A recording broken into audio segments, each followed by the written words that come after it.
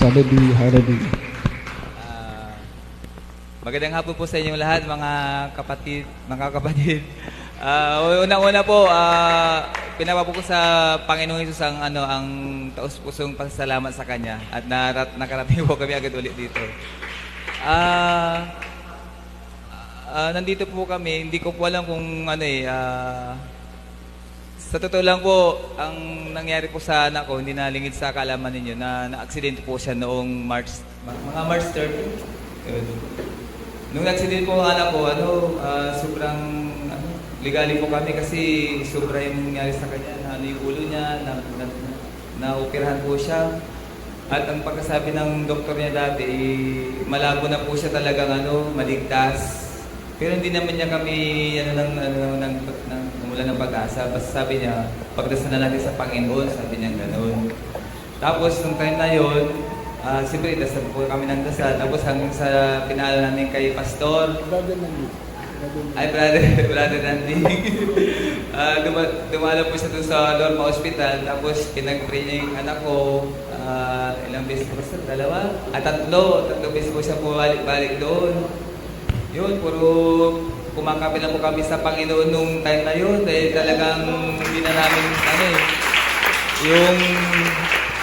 yung sa akin bilang ama, grabe yung iyak ko sa Panginoon, talagang iniyak ko na sa Kanya. Sabi ko, Lord, bigyan mo pa ng sabag ito ng aking anak, sabi ko.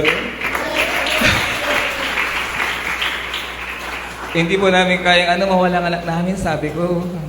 Dahil siyempre, masakit isang magulang, mawala ng isang anak, di ba? Tapos ang isa pa noon, ang isa ko pang pinag-aalala po noon is, kumbaga, ang anak po namin, okay, mabait mo naman siya, kaso parang hindi pa siya talaga handa. At hindi ko po rin alam kung sakaling may mangyaring masama sa kanya, kung saan patutungo ang kanyang kaluluwa. Pero sabi ko, Lord, wag mo na bigyan mo siyang pagkakataon, sabi ko.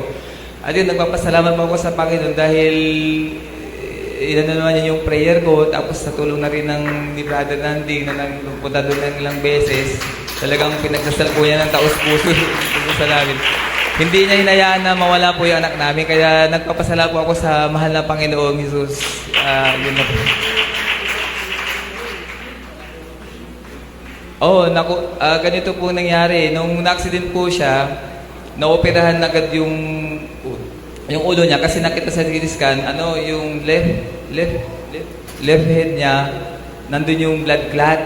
So inoperahan po siya kagad. Ang hindi nakita agad, mga Lunes